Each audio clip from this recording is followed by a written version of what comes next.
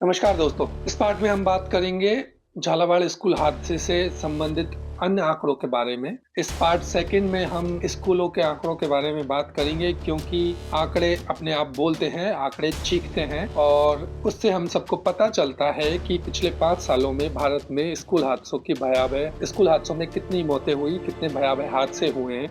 इससे पहले कृपया अगर आप मेरे चैनल पर नए हैं तो इसे सब्सक्राइब कर लें और अगर आपने पहला पार्ट नहीं देखा है तो जाकर पहला पार्ट ज़रूर देखें ताकि आपको दूसरा पार्ट यानी ये वाला पार्ट समझ में आ सके। चैनल को सब्सक्राइब कर लें ताकि इस तरह के वीडियो आपको मिलते रहें, आने वाली हर घटना और उससे संबंधित समस्या, ज्ञान और समाधान के साथ। चलिए वीडियो शुरू करते हैं। झालावाड़ का हादसा कोई अकेला मामला नहीं है। पिछले 5 सालों में भारत में स्कूल से जुड़े हादसों की एक भयावह तस्वीर सामने आती रही है, जो यह दर्शाती है कि यह एक व्यापक और गंभीर समस्या है जिसे अब और अनदेखा नहीं किया जा सकता।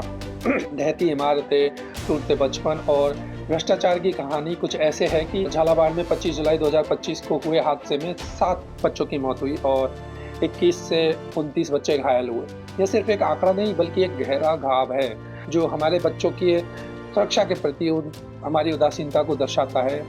इसी महीने राजस्थान के बाड़मेर जिले में एक और सरकारी स्कूल की छत गिरने से 4 बच्चों की मौत हुई और 17 घायल हुए। क्या यह सिर्फ संयोग है या एक ही बीमारी के अलग-अलग लक्षण? हाल ही के दिनों में कई और ऐसे मामले सामने आए हैं पूरे देश में से। बात की जाए तो रांची, झारखंड में भी बारिश के दौरान एक स्कूल की छत गिरने से एक व्यक्ति की मौत हुई और कई बच्चे घायल हो गए। मध्य प्रदेश के भोपाल में भी एक पीएम श्री स्कूल में प्लास्टर की छत गिरने से दो छात्र घायल हुए थे। तमिलनाडु के मधुरथकम में एक सरकारी स्कूल में कंक्रीट की छत का एक छोटा सा हिस्सा गिरने से 5 छात्र घायल हुए। ये लगातार हो रहे हादसे एक पैटर्न की ओर इशारा करते हैं। यह पैटर्न दिखाता है कि अनदेखी एक दुर्घटना नहीं बल्कि एक व्यवस्थागत खामी है। बच्चों की चेतावनी और स्थानीय लोगों की शिकायतों को बार बार नजरअंदाज किया जाना एक गहरे प्रशासनिक उदासीनता को दर्शाता है, जहां मानव जीवन को नौकरशाही की सुविधा से कम महत्व दिया जाता है। ये एक टेबल आप देखिए, इसमें आप देखेंगे कि भारत में स्कूल भवन ढहने के प्रमुख हादसे 2020 से 25 के आंकड़े हैं। ये जो टेबल है इसमें पिछले 5 वर्षों में स्कूल भवन ढहने की घटनाओं की आवृत्ति और गंभीरता को स्पष्ट से दिखाया गया है, जिससे यह स्थापित होता है कि झालावाड़ एक अकेली घटना नहीं बल्कि एक व्यापक पैटर्न का हिस्सा है। यह डेटा आधारित प्रमाण प्रदान करता है जो भावनात्मक अपील को तार्किक आधार देता है और यह दिखाता है कि समस्या कितनी व्यापक है। अग्नि, बिजली और अन्य खतरे, स्कूलों में आग लगने की घटनाओं का कोई विशिष्ट राष्ट्रीय डेटाबेस उपलब्ध नहीं है, जिससे इस प्रकार के हादसों की पूरी तस्वीर मिलना मुश्किल है। यह डेटा अंतराल ही समस्या को और गंभीर बनाता है, क्योंकि बिना सटीक आंकड़ों के प्रभावी नीतियां बनाना कैसे संभव है? ये बहुत मुश्किल है। हालांकि सामान्य भवन अग्निकांडों के आंकड़े उपलब्ध हैं। हाल ही में केरल में एक छात्र की बिजली के झटके से मौत हुई। जुलाई 2025 के बाद स्कूल मैनेजर को अयोग्य घोषित किया गया और प्रशासन ने स्कूल का अधिग्रहण कर लिया। इस घटना के बाद राज्य के शिक्षा मंत्री ने स्कूलों में तत्काल सुरक्षा ऑडिट का आह्वान किया और एक सुरक्षा सेल स्थापित किया गया। क्या हर बार एक जान जाने के बाद ही हम जागेंगे? क्या हम सिर्फ प्रतिक्रियात्मक कार्रवाई करते रहेंगे या सक्रिय रूप से समस्याओं को हल करने का प्रयास भी करेंगे? पश्चिम बंगाल के हुगली में एक सरकारी स्कूल से टपकती छत के नीचे बच्चों को पढ़ने के लिए मजबूर किया गया। इंडिया टुडे द्वारा इस स्थिति की रिपोर्टिंग और उसके बाद सार्वजनिक आक्रोश के कारण राज्य सरकार ने अंततः मरम्मत के लिए धन स्वीकृत। क्या मीडिया और जनता का दबाव ही एकमात्र समाधान है या हमारी व्यवस्था को स्वयं भी अपनी जिम्मेदारियों का निर्वहन करना चाहिए? क्या उनके दिमाग में नहीं आता ये सब? क्या उनको नहीं लगता कि ये सब करना जरूरी है और कब करना चाहिए, कौन से फैसले लेने चाहिए? स्कूलों में शारीरिक सुरक्षा के अलावा मानसिक और सामाजिक सुरक्षा भी एक बड़ी चुनौती है। राष्ट्रीय अपराध रिकॉर्ड ब्यूरो एनसीआरबी के आंकड़ों के अनुसार 2022 में छात्र आत्महत्याएं कुल आत्महत्याओं का 7.6% थी, जो 2021 में 8% और 2020 में 8.2 से मामूली गिरावट थी। 2022 में 13,044 छात्रों ने आत्महत्या की, जिसमें से 2,248 छात्रों ने परीक्षा में विफलता के कारण आत्महत्या की। 2001 से 2022 तक छात्र आत्महत्याओं में लगातार वृद्धि हुई है। क्या यह सिर्फ अकादमिक दबाव है या एक असुरक्षित मानसिक वातावरण भी? इन त्रासदियों में इस चीज का भी योगदान रहा है, इस वातावरण का। स्कूल और कॉलेज परिसरों में महिलाओं के खिलाफ अपराधों में भी वृद्धि देखी गई है, जो इन स्थानों को सुरक्षित ठिकाना मानने की हमारी धारणा पर सवाल उठाती है। क्या हमारे बच्चों के लिए कोई जगह वास्तव में सुरक्षित है भी, चाहे वह घर हो, स्कूल हो या सार्वजनिक स्थान। ये सेकंड टेबल देखिए आप, ये टेबल आप देखेंगे कि भारत में स्कूल संबंधित अन्य प्रमुख दुर्घटनाएं, उसके भी आंकड़े दिखाए गए हैं। यह जो टेबल है, इसमें भवन ढहने के अलावा अन्य प्रकार की दुर्घटनाओं की विविधता और उनके कारणों को दिखाया गया है, जिससे यह पता चलता है कि स्कूल सुरक्षा एक बहुआयामी चुनौती है। यह डेटा अंतराल को भी दर्शाती है और नीति निर्माताओं को विशिष्ट खतरों पर ध्यान केंद्रित करने में भी मदद करती है। शिकायतों का अंबार लगा हुआ है, लगभग देश के हर कोने से हर स्कूल के बारे में ऐसी शिकायतें हैं और ये सिर्फ अनसुनी आवाजें बनकर रह जाती है। परेशानी यही है। झालावाड़ में स्थानीय निवासियों ने कथित तौर पर प्रशासन को स्कूल भवन की जर्जर इमारत के बारे में सूचित किया था, लेकिन कोई जानकारी नहीं, मतलब कोई कार्रवाई नहीं की गई। क्या आपको नहीं लगता कि जिनसे शिकायत की गई थी उनकी ये जिम्मेदारी भी थी, और जब उन्होंने यह जिम्मेदारी पूरी नहीं की तो क्या उनको सजा नहीं मिलनी चाहिए? क्या आपको उनको ऐसे पद पर रहने के लायक माना जाना चाहिए? क्या लगता है आपको ऐसा? मुझे तो नहीं लगता। बेहद यह बहुत कठोर लगे, लेकिन सच यही है कि वह ऐसे पदों पर रहने लायक बिल्कुल नहीं है, ऐसी जिम्मेदारी उठाने लायक बिल्कुल नहीं है। और जो व्यक्ति किसी से अपने काम में ही जिम्मेदारी न ले, तो उसे जिम्मेदार कैसे समझे, उस पद के लायक कैसे समझे? उन व्यक्तियों के खिलाफ सजा का प्रावधान होना बहुत ज़रूरी है। उन्हें सजा मिलनी ही चाहिए, उन्हें दोषी माना जाना ही चाहिए, बिना किसी जाँच और पड़ताल के। नहीं तो आगे भी ऐसी शिकायतें सिर्फ़ फाइलों में दफ़न हो जाएँगी और होती रहेंगी, और जब तक कोई त्रासदी नहीं होगी, तब तक उस पर फिर से ध्यान नहीं जाएगा। पीयूसीएल राजस्थान ने इस बात पर जोर दिया, मानसून से पहले स्कूल सुरक्षा सर्वेक्षण के बावजूद झालावाड़ स्कूल को सूची में शामिल नहीं किया गया था, जिससे सर्वेक्षण की विश्वसनीयता पर गंभीर सवाल उठते हैं। क्या सर्वेक्षण सिर्फ एक औपचारिकता है या सुरक्षा सुनिश्चित करने का एक वास्तविक प्रयास? केरल में बिजली के झटके से हुई मौत के बाद विपक्ष ने आरोप लगाया कि स्कूल को फिटनेस सर्टिफिकेट कैसे मिला, जबकि बिजली की लाइनें छत से इतने करीब थी। ये सवाल उठता है कि फिटनेस सर्टिफिकेट कौन देता है और क्या वो ईमानदारी से जारी किए जाते हैं? एक सरकारी ऑफिस में जिसमें एक लगा है, एकदम शांत कमरा है, एक जगह है, एक शांत कमरा है, बाहर 45 डिग्री तापमान है, उसमें बैठकर जब सर्टिफिकेट जारी किए जाएंगे, तो वो अपनी फिटनेस को बिना बिगाड़े कोई ऐसा क्यों करेगा? सर्टिफिकेट हमारे देश के भावी इंजीनियर यानी कि एईएन, जेईएन, एक्सीएन, ये सब मिलकर फिटनेस सर्टिफिकेट जारी करते हैं। आपको पता ही होगा कि ये कितने समझदार और ईमानदार होते हैं। अगर नहीं पता तो अपने आसपास के इंजीनियर अधिकारियों से जाकर पता कर लीजिए, उनसे जाके मिलिए, आपको पता लग जाएगा। आपका जब काम पड़ेगा तो उससे आपको पता चल ही जाएगा। सुरक्षा ऑडिट और फिटनेस सर्टिफिकेट का यह भ्रम एक गंभीर समस्या है। तथ्य यह है कि जिन स्कूलों में स्पष्ट समस्याएं हैं, उन्हें भी प्रमाण पत्र मिल जाते हैं या उन्हें जर्जर नहीं माना जाता।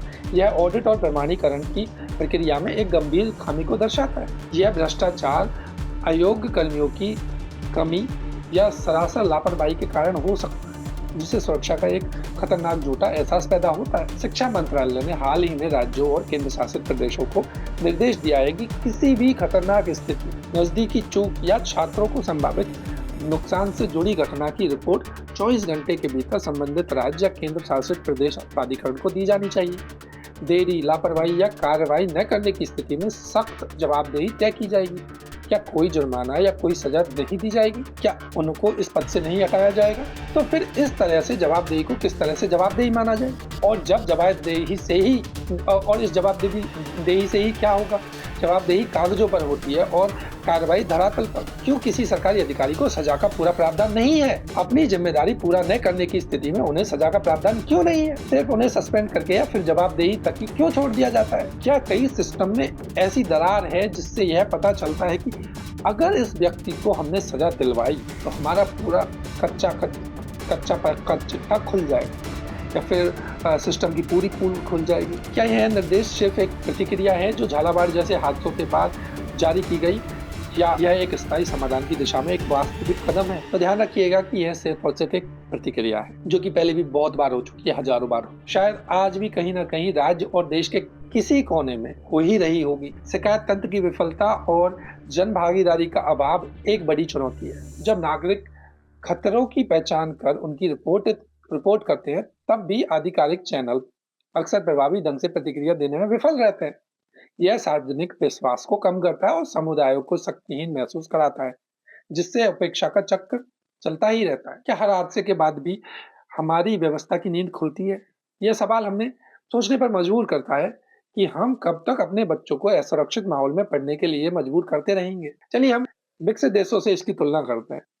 हमारे देश की और हमारे राज्यों में जो नियम और कानून है उससे इन सब की तुलना करते हैं विकसित देशों के साथ में। अगर चैनल सब्सक्राइब नहीं किया तो प्लीज सब्सक्राइब कर लीजिए और थोड़ा धैर्य रखिए क्योंकि मेरे वीडियो थोड़े लंबे होते हैं। जब हम भारत में स्कूल सुरक्षा की स्थिति का विश्लेषण करते हैं तो विकसित देशों जैसे अमेरिका, यूनाइटेड किंगडम और जापान के अनुभवों और प्रणालियों से तुलना करना महत्वपूर्ण हो जाता है। यह तुलना हमें यह समझने में मदद करती है कि कहाँ सुधार की आवश्यकता है और हम उनसे क्या सीख सकते हैं।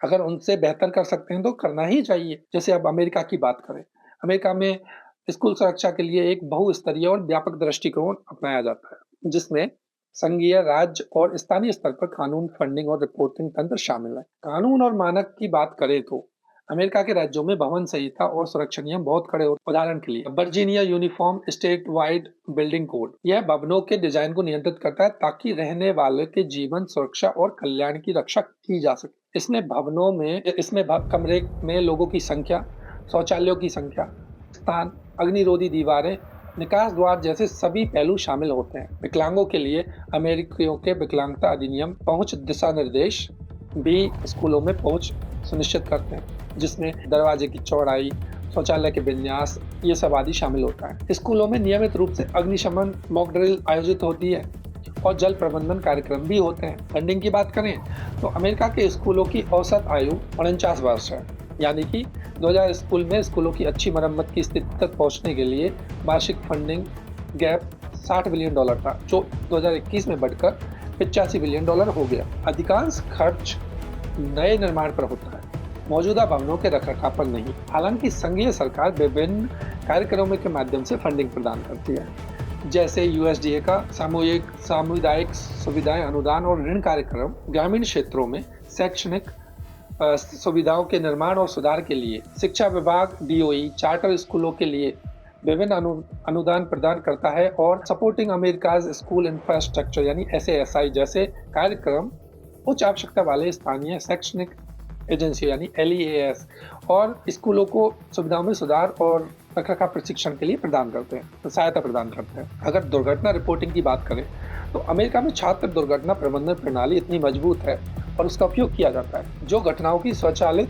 रिपोर्टिंग, ट्रैकिंग और प्रबंधन प्रदान करती है। इसमें जांच, गवाहों के बयान और माता पिता को सूचना देना शामिल है। स्कूल पर्यावरण सुरक्षा घटना रिपोर्टिंग यानी कि SCSIR प्रणाली अपराध, हिंसा और विघटनकारी व्यवहारों को ट्रैक करती है और डेटा राज्य स्तर पर संकलित किया जाता है। अब आंकड़ों की बात करें तो K-12 स्कूलों में चोटों के प्रमुख कारण गिरने, फिसलने और ठोकर लगने से होता है, जिनसे 67,700 चोटें आती है। हिंसा और व्यक्तियों द्वारा या जानवरों द्वारा अन्य चोटें दूसरे नंबर पर सामान्य कारण है, जिसमें लगभग 65,600 चोटें आती हैं। सेंटिगिक्स की एक 2025 की रिपोर्ट के अनुसार अगर 60% सुरक्षा घटनाएं क्लासरूम के बाहर होती हैं, जो परिसर व्यापी कवरेज के महत्व को रेखांकित करती है। तुलना और सीख की बात करें तो अमेरिका में स्कूल सुरक्षा के लिए एक बहुत मजबूत बहुस्तरीय दृष्टिकोण है, जो निरंतर सुरक्षा, डेटा आधारित निर्णयों और व्यापक रिपोर्टिंग पर जोर देता है। हालांकि वे रखरखाव के लिए फंडिंग अंतराल का सामना करते हैं, निवेश का पैमाना और नियामक निरीक्षण काफी अधिक है। त्वरित प्रतिक्रिया के लिए डिजिटल मैपिंग और पैनिक बटन तकनीक पर ध्यान देना एक महत्वपूर्ण सीख है। यह हमें भी हमारे स्कूलों में करना चाहिए। अगर हम बात करें यूनाइटेड किंगडम की, तो यूनाइटेड किंगडम में स्वास्थ्य और सुरक्षा कार्यकारी स्कूलों में बच्चों की सुरक्षा सुनिश्चित करने में महत्वपूर्ण भूमिका निभाता है। कानून और मानक की बात करें तो स्कूलों की जिम्मेदारी है कि वे बच्चों की सुरक्षा सुनिश्चित करें और उन्हें एक स्वास्थ्य और सुरक्षा नीति बनानी होती है। गंभीर दुर्घटनाओं की रिपोर्ट की अगर बात करें तो राष्ट्रीय भवन संहिता BB-100 आग से सुरक्षा और शिक्षा की निरंतरता के लिए अपेक्षाएं निर्धारित करती है, जिसमें आग लगने के 24 घंटे के भीतर स्कूल को पूरी तरह से कार्यात्मक बनाने का लक्ष्य शामिल है। शिक्षा विभाग DFE स्कूलों के लिए भवन स्थिति सर्वेक्षण अनिवार्य करता है, जो इमारतों और प्रणालियों की भौतिक और यांत्रिक स्थिति की वस्तुनिष्ठ समझ प्रदान करते हैं। अगर फंडिंग की बात करें तो DFE ने 2021 से 2025 तक स्कूल भवनों के रखरखाव और गंभीर जोखिमों को कम करने के लिए प्रति वर्ष लगभग 5.3 बिलियन पाउंड की आवश्यकता का अनुमान लगाया था। स्कूल संपदा की समग्र स्थिति घट रही है। 2025-26 के लिए स्कूल संपदा में 2.1 बिलियन का निवेश किया गया, जिसमें 1.4 बिलियन पुनर्निर्माण कार्यक्रम के लिए है हालांकि फंडिंग अक्सर नियोजित रखरखाव के बजाय तत्काल मरम्मत के लिए उपयोग की जाती है, जो दीर्घकालिक मूल्य प्रदान नहीं करती। दुर्घटना रिपोर्ट की बात करें तो अधिक कर्मचारियों वाले स्कूलों के लिए दुर्घटना पुस्तक यानी कि एक कागजी या फिर एक डिजिटल बुकलेट प्रदान की जाती है, जिसका उपयोग करना कानूनी रूप से अनिवार्य है, जिसमें चोटों की रिपोर्टिंग शामिल है। मेडिकल ट्रैकर जैसे ऑनलाइन सिस्टम का व्यापक रूप से उपयोग किया जाता है, ताकि त्वरित अनुरूप ट्रैकिंग, माता-पिता के साथ संचार और ऑडिट ट्रेल सुनिश्चित की जा सके। गंभीर दुर्घटनाओं की रिपोर्ट एचएससी को करनी होती है। अगर इन आंकड़ों की बात करें तो यूके में हर साल हजारों बच्चे स्कूलों के पास घायल होते हैं। स्कूल के 500 मीटर के दायरे में प्रति माह लगभग 1190 बच्चे घायल होते हैं। हर दिन यूके की सड़कों पर 9 बच्चे घायल होते हैं। ये एवरेज आइडिया है। तो लगभग 1 में से 20 स्कूलों में सालाना आग लगती है, जिसमें से हर लगभग 60% जानबूझकर लगाई जाती है। अगर बात की जाए तो श्रमिकों को कोई घातक चोट नहीं होती, लेकिन जनता के 2 घातक चोटें और नियोक्ताओं द्वारा रिपोर्ट की गई कर्मचारियों की 4,845 गैर घातक चोटें थी। तुलना और सीख की बात करें तो यूके विस्तृत रिपोर्टिंग और सक्रिय रखरखाव सर्वेक्षणों पर जोर देता है। दुर्घटना पुस्तकों की कानूनी आवश्यकता और डिजिटल प्रणालियों का उपयोग रोकथाम के लिए डेटा संग्रह के प्रति प्रतिबद्धता को दर्शाता है। आग लगने के बाद तुरंत रिकवरी यानी कि 24 घंटे के भीतर कार्य क्षमता पर ध्यान देना एक मजबूत मानक है। इसके बावजूद नियोजित रखरखाव के लिए फंडिंग और स्कूलों के आसपास सड़क सुरक्षा में चुनौतियां बनी हुई हैं। अब बात करते हैं जापान की। जापान अपनी भूकंप प्रवण भौगोलिक स्थिति के कारण आपदा तैयारियों में विश्व में अग्रणी है। वहाँ पर हमेशा भूकंप आते हैं, फिर भी वो सबसे आगे हैं और यह स्कूलों में भी स्पष्ट रूप से दिखाई देता है। कानून और मानक की बात करें तो जापान में स्कूलों में नियमित रूप से भूकंप ड्रिल आयोजित की जाती है, जहां बच्चों को मेज के नीचे छिपना, स्कूल खुले मैदान में खाली खेलना और आपातकालीन चोट्स का उपयोग करना सिखाया जाता है। स्कूल अक्सर आपदाओं के दौरान आपातकालीन आश्रय के रूप में कार्य करते हैं। शिक्षा, संस्कृति, खेल, विज्ञान, भौगोलिक प्रौद्योगिकी मंत्रालय भूकंप प्रतिरोधी और पुरानी सुविधाओं के रखरखाव के लिए दिशा निर्देश और सब्सिडी प्रदान करता है। अगर वहाँ की फंडिंग की बात करें तो जापान ने भूकंप प्रतिरोधी स्कूल भवनों में भारी निवेश किया है। 2002 में आधे से भी कम स्कूलों के भूकंप प्रतिरोधी होने के मुकाबले 2015 तक 95% से अधिक सार्वजनिक, प्राथमिक और जूनियर हाई स्कूल भूकंप प्रतिरोधी हो चुके हैं। वहाँ की MEXT यानी कि जो उनकी एजेंसी है, वो भूकंप प्रूफिंग और पुरानी सुविधाओं के लिए सब्सिडी प्रदान करता है। जापान की नई नीति हाई स्कूल शिक्षा को मुफ्त बनाती है, जिसने बढ़ी हुई मांग को पूरा करने के लिए सार्वजनिक स्कूल सुविधाओं के रखरखाव और उन्नयन की आवश्यकता होती है, जिस पर सालाना 500 बिलियन येन का खर्च आता है, लगभग $4 बिलियन। दुर्घटना रिपोर्टिंग की बात करें जापान में तो जापान में चोट और दुर्घटना पारस्परिक सहायता लाभ प्रणाली है, जो स्कूल की देखरेख और उसमें हुई चोटों के लिए लाभ यानी कि चिकित्सा व्यय, विकलांगता मुआवजा या मृत्यु मुआवजा प्रदान करती है। स्कूल ऑपरेटरों को दुर्घटनाओं की रिपोर्ट करनी होती है, जो फिर जापान स्पोर्ट काउंसिल को रिपोर्ट करता है। यह प्रणाली चिकित्सा व्यय, विकलांगता और मृत्यु को ट्रैक करती है। MEXT सुरक्षा मार्गदर्शन के लिए हैंडबुक भी संकलित करता है। आंकड़ों की बात करें तो स्कूल की देखरेख में होने वाली चोटों और बीमारियों के मामले में वार्षिक वृद्धि देखी गई है, लेकिन 1985 के बाद से यह स्थिर हो चुकी है। मृत्यु की संख्या सालाना 200 से 300 के बीच रही है, जो 1988 के बाद घट रही है। सड़क दुर्घटनाओं में 2020 से 2024 के बीच प्राथमिक स्कूलों के बच्चों से जुड़ी गंभीर दुर्घटनाओं का 33.5% डाटा आउट मामले थे। 60% से अधिक में कानून का उल्लंघन शामिल था। तुलना और सीख की बात करें तो जापान का आपदा तैयारियों विशेष रूप से भूकंपों के प्रति सक्रिय दृष्टिकोण एकदम पालन करने लायक है। स्कूलों और सामुदायिक आश्रयों के रूप में एकीकृत करना और रेट्रोफिटिंग में बड़े पैमाने पर निवेश एक वैश्विक मानक स्थापित करता है। दुर्घटनाओं के लिए व्यापक पारस्परिक सहायता लाभ प्रणाली भी एक मजबूत कल्याणकारी फोकस को दर्शाती है। भारत को इन विकसित देशों में बहुत कुछ सीखने की आवश्यकता है, विशेष रूप से सक्रिय सुरक्षा उपायों, मजबूत फंडिंग प्रणाली, प्रभावी रिपोर्टिंग और आपदा तैयारियों के एक एकीकृत दृष्टिकोण के संबंध में। अगर हम बात करें कि भारत में बजट और शिकायतों की एक कड़वी हकीकत क्या है, तो झालावाड़ जैसे हादसे भारत की शिक्षा प्रणाली में व्याप्त गहरी संरचनात्मक और प्रशासनिक खामियों को उजागर करते हैं। यह सिर्फ एक इमारत का ढहना नहीं, बल्कि उस भरोसे का ढहना है जो माता पिता अपने बच्चों को सुरक्षित स्कूल के लिए सुरक्षित भविष्य के लिए स्कूल भेजते हैं। बजट का गणित समझने का प्रयास करते हैं और समझते हैं कि कहाँ कितना पैसा जाता है। इतना बजट और हमारी खून पसीने की कमाई टैक्स का पैसा कहाँ जाता है। भारत के शिक्षा के लिए बजट आवंटन पिछले एक दशक यानी कि 2014 से 15 और 2024 से 25 में बढ़ा है, लेकिन कुल बजट के प्रतिशत के रूप में 3.07% से घटकर 1.53% हो गया, यानी घटाया गया है। अगर टोटल बजट के मामले में प्रतिशत घट गया है, इसका मतलब यह दर्शाता है कि शिक्षा को प्राथमिकता के रूप में देखना कम हो रहा है, भले ही कुल आवंटन बढ़ा हो। जबकि अगर सही मामले में मायने में देखा जाए तो पिछले 10 वर्ष के हिसाब से शिक्षा में बजट बढ़ना चाहिए था। जिस तरह से जनसंख्या बढ़ी है, जिस तरह से टेक्नोलॉजी बढ़ी है, जिस तरह से हमारे स्कूलों के मुकाबले में जो चीज़ें बढ़ी हैं उसमें खर्च करने की ज़रूरत हो। शिक्षा के लिए शिक्षकों की और अन्य तरह के स्टाफ की ज़रूरत होती है, या अन्य तरह की सुविधाओं की ज़रूरत होती है, टेक्नोलॉजी की ज़रूरत होती है। उस हिसाब से हमारा बजट बढ़ना चाहिए, लेकिन यह उल्टा घटा है। बजट उपयोग की औसत दर 92.4% है, लेकिन 2020-21 और 21-22 और 23 के लिए क्रमशः 86.6%, 85.3%, 92.4% रही है।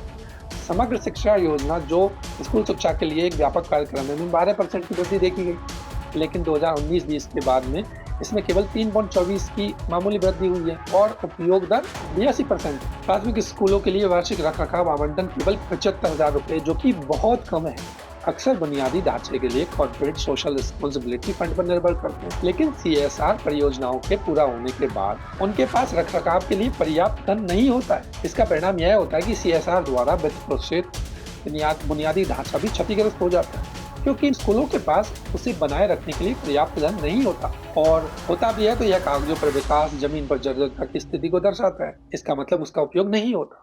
यह आवंटित धन और वास्तविक प्रभाव के बीच एक बड़े अंतर की ओर इशारा करता है, जो धन के उपयोग, भ्रष्टाचार या रखरखाव के लिए अपर्याप्त आवंटन से संबंधित मुद्दों का सुझाव देता है। CSR पर निर्भरता और CSR वित्त पोषित परियोजनाओं के लिए रखरखाव निधि की कमी एक महत्वपूर्ण प्रणालीगत दोष है।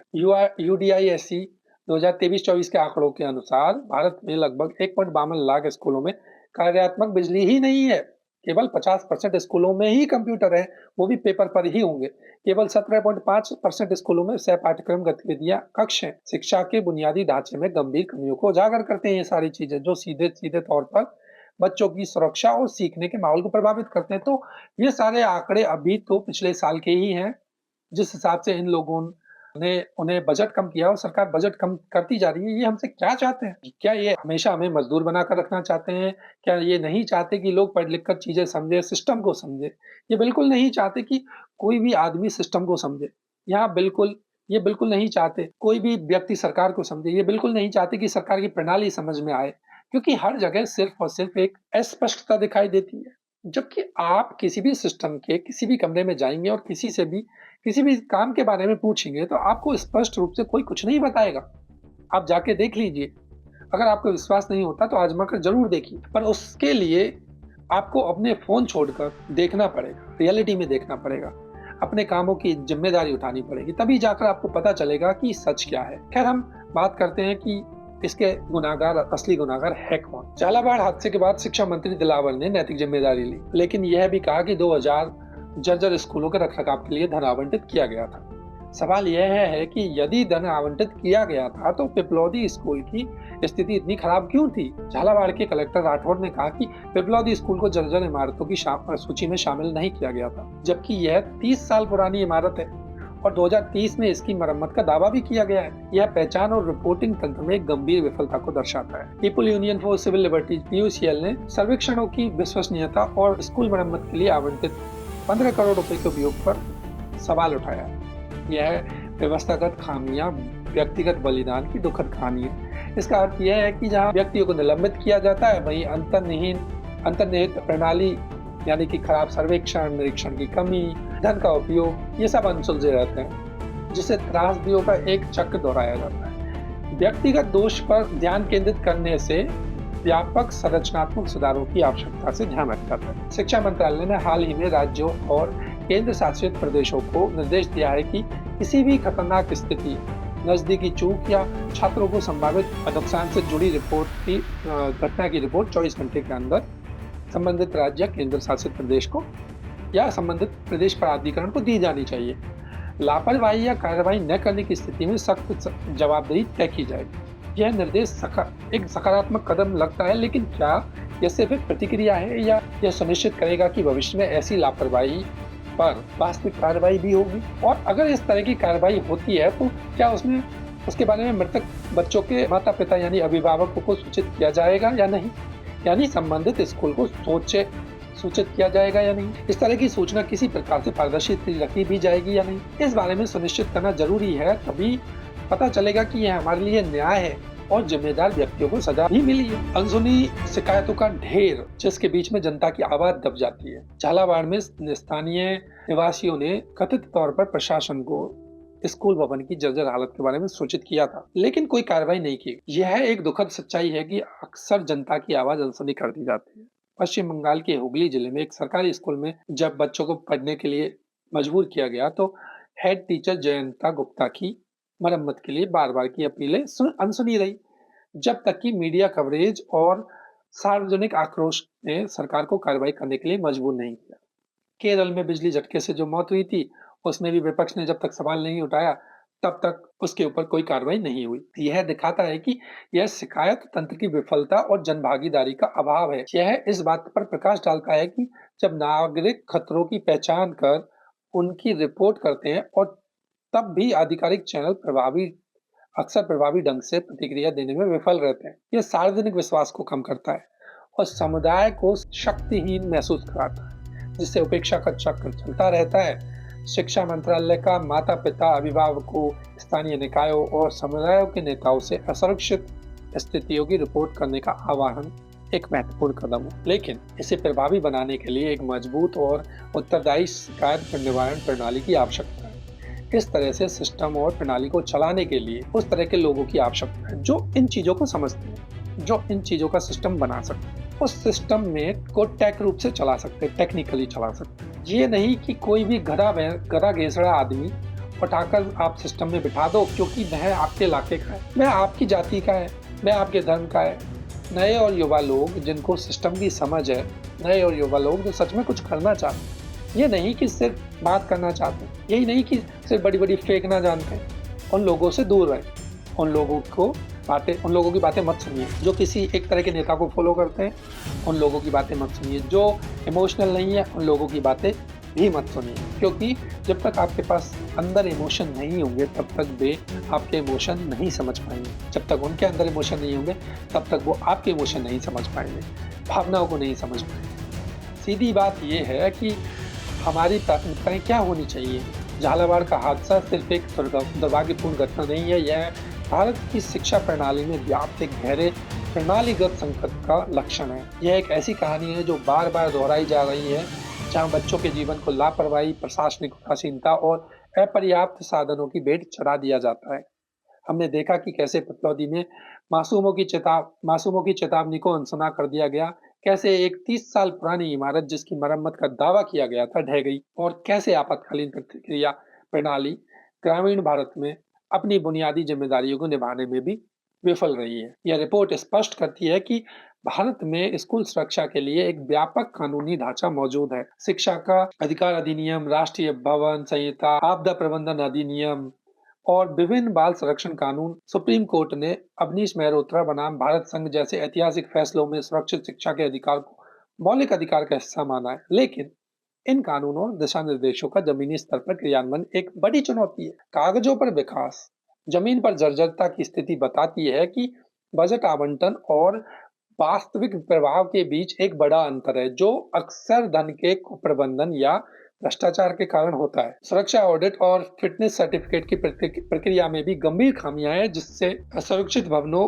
को भी हरी झंडी मिल जाती है और अनदेखी एक दुर्घटना नहीं बल्कि एक पैटर्न बन जाती है। विकसित देशों जैसे अमेरिका, यूके, जापान से तुलना करने पर यह स्पष्ट होता है कि वे स्कूल सुरक्षा के प्रति अधिक सक्रिय हैं और एकीकृत दृष्टिकोण रखते हैं। जापान का भूकंप प्रतिरोधी स्कूल भवनों में बड़े पैमाने पर निवेश और स्कूलों को सामुदायिक आश्रयों के रूप में उपयोग करने का मॉडल अनुकरणीय है। यूके की विस्तृत दुर्घटना रिपोर्टिंग प्रणाली, नियोजित रखरखाव पर जोर और अमेरिका की डेटा आधारित सुरक्षा पहले भारत के लिए महत्वपूर्ण सीख प्रदान करती है। इन देशों में चुनौतियां हैं, लेकिन उनकी प्रणालियां अधिक पारदर्शी और जवाबदेह हैं। यह त्रासदी हमें एक राष्ट्र के रूप में अपनी प्राथमिकताओं पर विचार करने के लिए मजबूर करती है।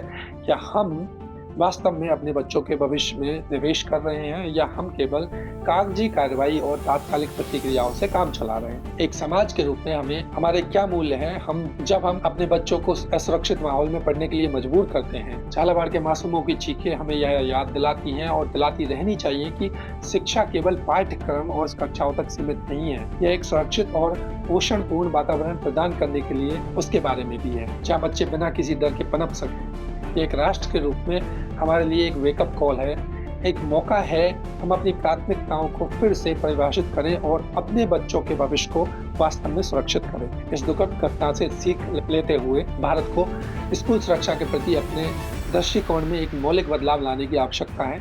यह सिर्फ मरम्मत और मुआवजे का मामला नहीं है, बल्कि एक गहरी प्रणालीगत समस्या को ठीक करने का मामला है। नहीं तो इसी तरह गरीबों के बच्चे दब कर मर जाएंगे, अन्न पूछने वाला कोई नहीं होगा। इसी तरह हमारा देश इसी तरह एक भ्रष्टाचार की खाई में, बल्कि गहरी अंधी खाई में डूबता चला जाए। इससे यह देश सिर्फ पैसे वालों और पावरफुल का नहीं है।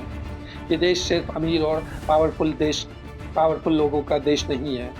इस देश में गरीब, कमजोर, असहाय और वंचित वर्ग भी है, जो इस देश की नींव में काम करता है, जिसे बड़ी-बड़ी नीतियाँ, कायदे कानून और संविधान की बात करने का या उन्हें समझने के लिए समय नहीं मिलता। इसीलिए हमारी और आपकी जिम्मेदारी बनती है कि उन लोगों के लिए एक ऐसा समाज तैयार किया जाए, एक ऐसा ढांचा तैयार किया जाए जिसमें उन्हें बिना फिक्र नैतिक रूप से, ईमानदारी से और बेफिक्र होकर जीवन जीने के लिए भरोसा दे, न कि हर समय एक डर के साए में। नमस्कार।